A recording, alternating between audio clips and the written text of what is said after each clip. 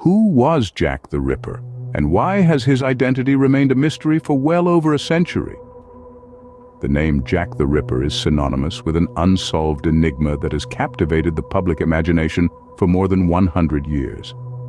This unidentified figure emerged from the shadows of London's Whitechapel district in 1888, earning notoriety as a serial killer who preyed on the vulnerable. The victims were brutally mutilated, their throats slashed, their bodies defaced in ways that suggested a disturbing knowledge of human anatomy. The killings sparked a media frenzy that transcended borders, gripping the public with a morbid fascination that has endured to this day. Despite countless investigations and theories, the identity of this ruthless predator remains unknown. A myriad of suspects have been proposed, yet none have been conclusively proven to be the infamous Ripper. In the quiet, dark corners of London, a sinister figure lurked in 1888, leaving behind a trail of gruesome murders that would baffle investigators for years to come.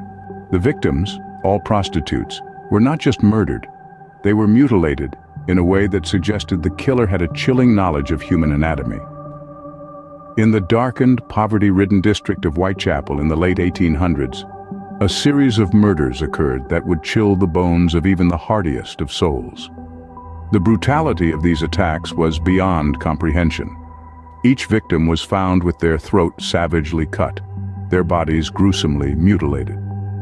The level of violence was such that it was clear the perpetrator was not only intent on killing, but also on causing a level of destruction that would leave an indelible mark on the city's consciousness. But it wasn't just the brutality that shocked the populace, it was the precision. The removal of internal organs from the victim suggested a knowledge of human anatomy that was both detailed and disturbing. This wasn't just a killer, this was someone with a distinct and chilling signature.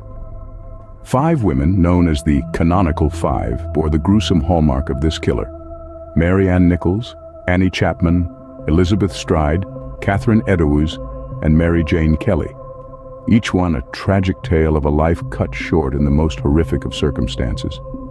Yet, the full extent of the killer's reign of terror remains uncertain due to the high number of attacks against women in the district at the time. 2 other cases, Emma Elizabeth Smith and Martha Tabram, are often discussed, but their connection to the Canonical Five remains speculative.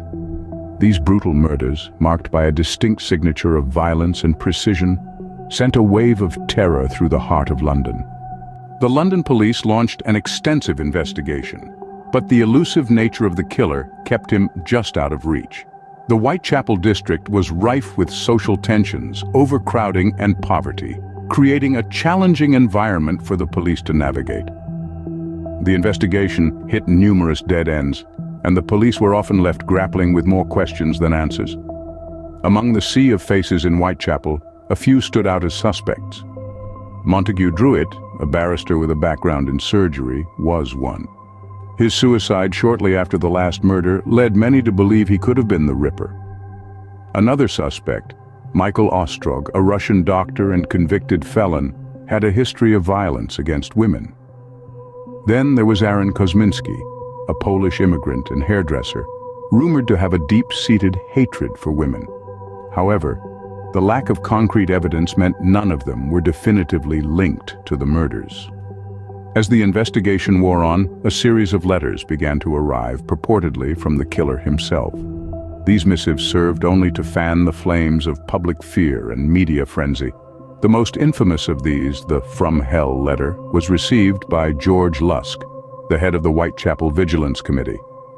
It was accompanied by a small box containing half a human kidney, claimed to be from one of the victims. Whether a sick prank or a genuine correspondence from the Ripper, these letters added a chilling new dimension to the investigation. Despite their best efforts, the police were unable to catch the infamous Jack the Ripper, and the case eventually went cold.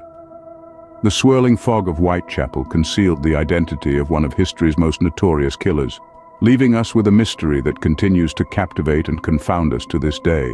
The mystery of Jack the Ripper has endured, captivating the public imagination and inspiring countless books, films, and TV shows. This unidentified serial killer who once stalked the streets of London's Whitechapel district still sends shivers down the spine of history. The gruesome nature of the crimes, the victims, the cryptic letters, and, most significantly, the elusive identity of the Ripper have all contributed to this enduring fascination. The Ripper's reign of terror may have been brief, spanning just a few months in 1888, but its impact has been long-lasting. The case has never been officially closed, and over the years, numerous suspects have been put forward, each with their own compelling, yet ultimately unprovable theories. From the plausible to the outlandish, suspects have ranged from local miscreants to members of the royal family. Yet despite the passage of time and advancements in forensic science, the true identity of Jack the Ripper remains shrouded in mystery. The fascination with the Ripper isn't limited to armchair detectives and crime enthusiasts.